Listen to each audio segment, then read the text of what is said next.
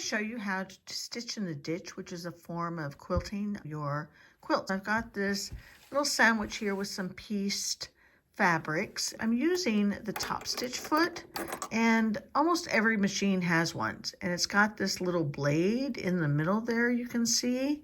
And what we do is we run this blade along the seam line. I'll go ahead and put this on.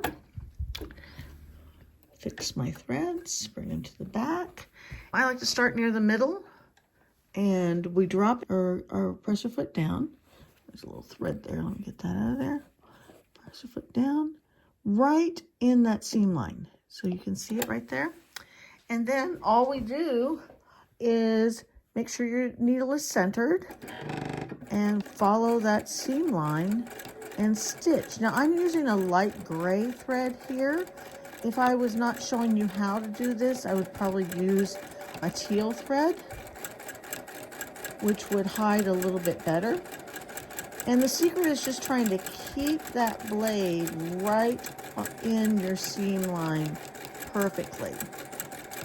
Okay, we've gotten to the end, and here you can see the stitching. Let's try this again. And it helps to just pull a little bit on your fabric, making sure that seam is open as you're stitching.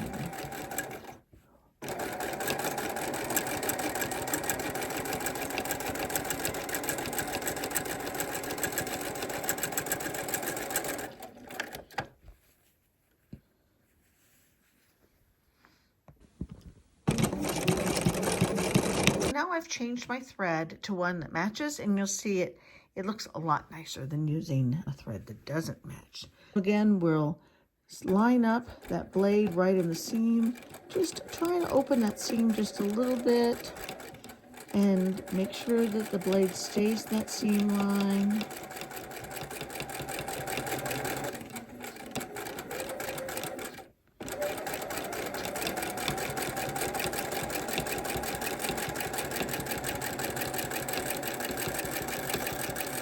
Perfect. Okay, and there you can see how nice it looks as a finished quilted line.